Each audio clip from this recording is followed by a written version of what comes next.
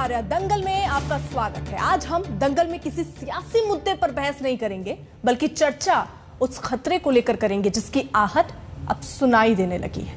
जी हां, हम बात कर रहे हैं कोरोना के उस नए वेरिएंट ओमिक्रॉन की, जो इस वक्त पूरी दुनिया के लिए दहशत बना हुआ है। अफ्रीका समेत दुनिया के कई देशों में इसके मरीज अब सामने आ चुके हैं। वैज्ञानिकों ने कहा है कि यह डेल्टा वेरिएंट से भी ज्यादा खतरनाक हो सकता है, जिस पर वैक्सीन का भी शायद असर ना हो। अब सवाल ये कि क्या भारत इससे निपटने के लिए तैयार है? क्या हमारे देश में ओमिक्रॉन से लड़ने की तैयारी हो चुकी है?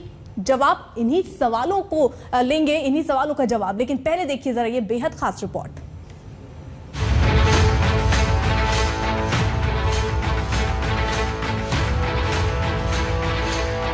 कोरोना की दूसरी लहर के ये जख्म भरे भी नहीं है कि एक बार फिर कोरोना खौफ पैदा करने लगा है। साउथ अफ्रीका में मिले कोरोना के नए वेरिएंट ओमिक्रॉन के डर ने दुनिया को एक बार फिर लॉकडाउन की ओर ढकेल दिया है।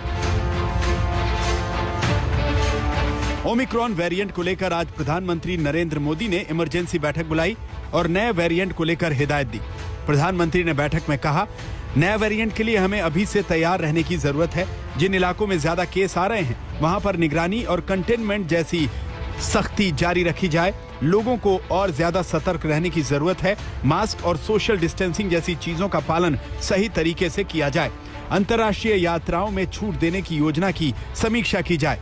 कोरोना वैक्सीन की दूसरी डोज की कवरेज बढ़ाने पर फोकस करना चाहिए। राज्यों को इस बात पर ध्यान देना होगा कि जिन्हें पहली डोज मिल गई है उन्हें दूसरी डोज समय पर लगा दी जाए।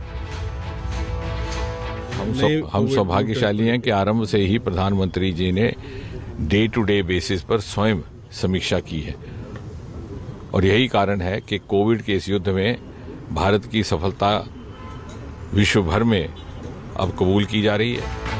केंद्र सरकार ने राज्य सरकारों को पहले ही चिट्ठी लिखकर अलर्ट रहने को कहा है। केंद्र सरकार की ओर से भी कहा गया है कि पॉजिटिव पाए जाने वाले सैंपल्स को तुरंत जीनोम सीक्वेंसिंग लेबोरेटरी में भेजा जाए। देश की national centre for disease control ने भी इस वेरिएंट को लेकर आगाह किया है।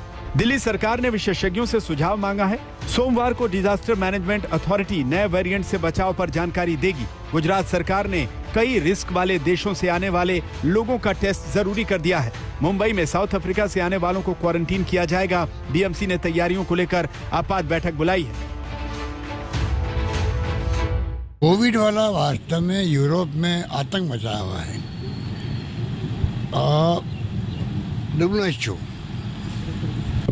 अगर WHO कह रहा वर्ल्ड हेल्थ ऑर्गेनाइजेशन, यूरोप में 5 लाख लोग मरेंगे, पहले कहता था।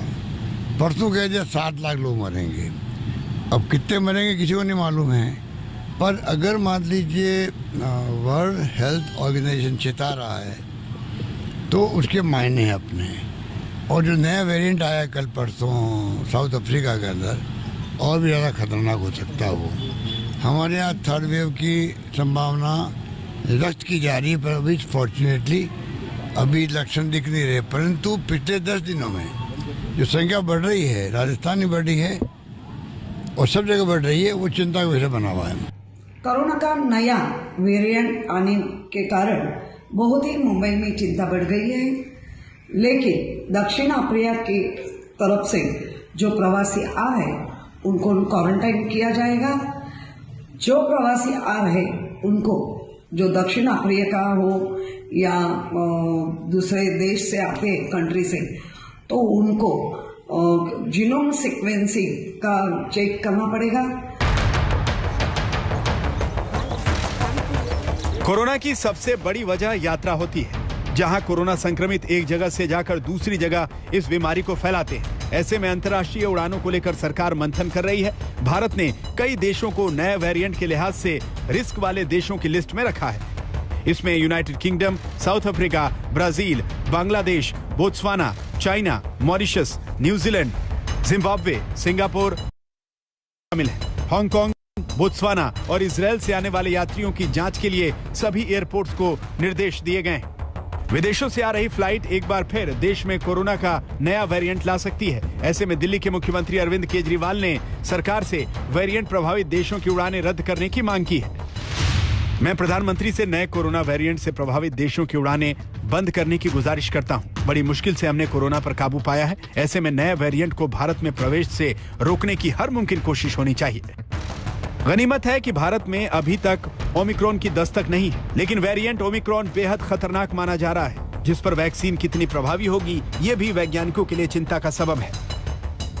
इस वेरिएंट को लेकर सबसे बड़ा कंसर्न ये है कि ये ओरिजिनल वायरस से म्यूटेशन के कारण काफी अलग है और ये देखने वाली बात होगी कि वैक्सीन ओरिजिनल वायरस के लिए निर्मित की गई थी और इसके अगेंस्ट कितनी इफेक्टिव है। हालांकि अभी तक की स्टडीज के मुताबिक इस वेरिएंट में कुछ ऐसे म्यूटेशन हैं जिनकी वजह से एंटीबॉडीज के लिए वायरस की पहचान कर पाना मुश्किल है। ऐसे में ये संभावना है कि वैक्सीन जनरेटेड एंटीबॉडीज इसके खिलाफ कितनी इफेक्टिव रहेगी, इस पर डिटेल स्टडी की बहुत जरूरत है। उधर राहुल गांधी ने भी सरकार से टीकाकरण को लेकर गंभीर होने की बात कही है। बहरहाल ओमिक्रॉन वेरिएंट दुनिया के बड़े बड़े देशों में दस्तक दे चुका है। ऐसे में तैयारी है इस वेरिएंट को हिंदुस्तान में आने से रोकने की। आज तक ब्यूरो।